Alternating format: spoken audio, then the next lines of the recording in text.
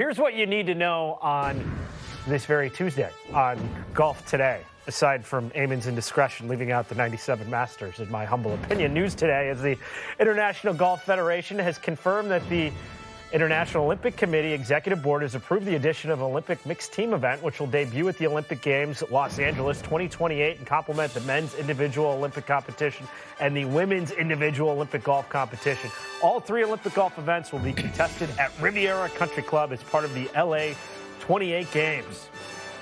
The mixed team event will be contested as a 36-hole competition, 18 holes of foursomes, aka alternate shot for the first round, followed by 18 holes of four ball, otherwise known as best ball, for the final round. There will be a maximum of one team per country, with teams comprised of one male and one female who are already qualified for the men's and women's individual Olympic golf competitions.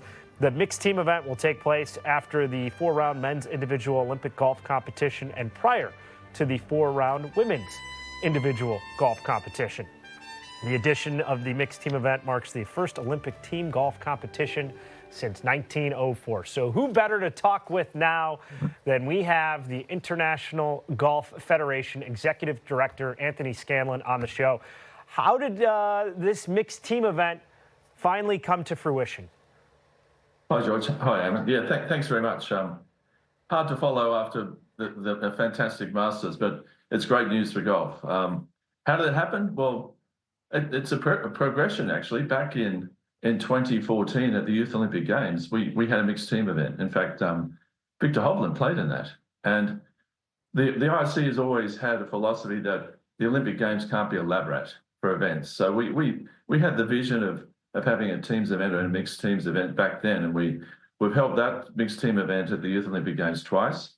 And then after canvassing information, some feedback from the top players, we put an application to the IOC last January, and January of 2024, for this mixed teams event. And last week, the IOC Executive Board confirmed that they will add that to the program.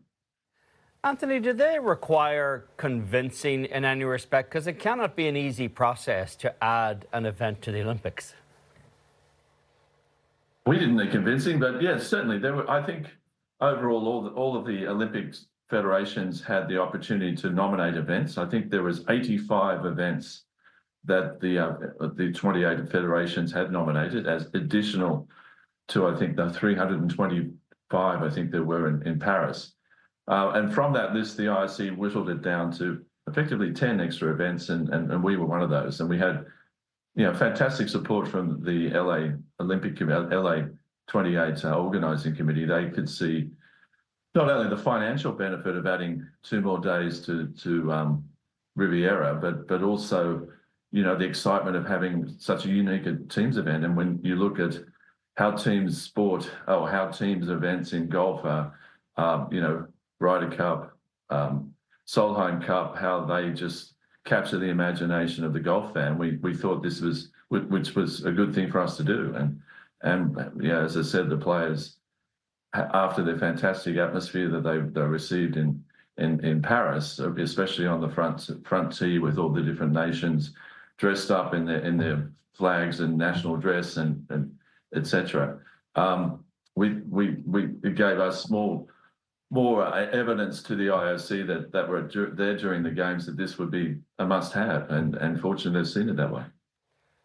The Olympic Games kind of are 2.5-week competition to fit both the men's Olympic golf competition, a women's Olympic golf competition, and a mixed team event. From a schedule standpoint, how would that look?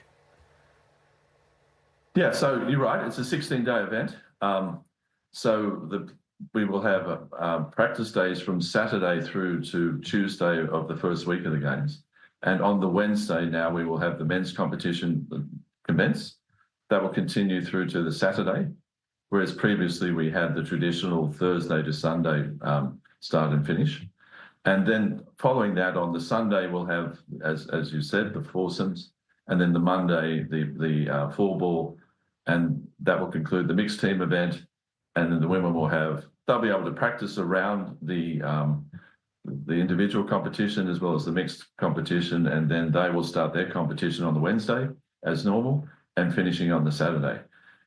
which is great because that Saturday we've found is a fantastic sweet spot for television, and the audience that is generated for the women's game is equal to, and at times sometimes better than, the men's game. So I think we've got a great scheduling point of view from showcasing our sport across the world. Anticipate, Anthony, that it will be the top-ranked qualifier in each country that represents, or is that going to be more flexible? Are we talking Scotty Scheffler and Nelly Korda to use the current rankings, or is that something to be determined closer to the time? Yeah, no, what we want to do is, obviously the top-ranked existing athletes that qualify within the individual teams, with the individual events, will be what will determine the teams that qualify. So that will get the team to enter. Then we're leaving it up to the National Olympic Committees to work with the players to nominate what their teams will be, especially those like the US or Japan or Korea, etc., who have multiple athletes that will be participating in both the men's and the women's events. So we'll leave that to them to work out who from their country will represent and team up for the mixed team event itself. It seemed like golf was able to put its best foot forward at Paris 2024. How important was that Olympic Games, not only for the growth of golf, but then to be able to layer in an additional event for 2028? Yeah, George, it was phenomenal, really. When you think of it, we've only had 3 Olympic Games.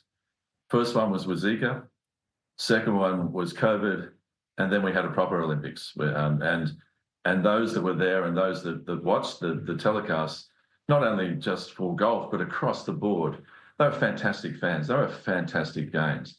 And you could see that the players were just rejuvenated by the energy that was around them. Not only around the first tee as they teed off, but around the whole of the course. You had a mixture of golf fans plus novices to the event, and that's the beauty of the Olympics. We're opening our sport up and showcasing our sport to a totally larger and new audience. The younger, more neutral in terms of gender, etc. So that's why we're there. And Paris sort of culminated in showcasing our sport so well, and our athletes, our players, performed on that stage. Scotty Scheffler's back 9 to chase down John Rahm and to win the gold medal, to me, was phenomenal. And then you have Lydia winning, the full set of medals, and the way she performed throughout those 4 days to get that, their performances and the rest of the 120 field that were there on the men's and women's, they showcased the sport and really cemented our position in the Olympic program. Exciting news for sure. And Lydia, with the podium slam or Olympic slam, I don't know when we're going to see that again. It was such an amazing final note to the Paris 2024 Games with the women's Olympic golf competition. Not many have done it.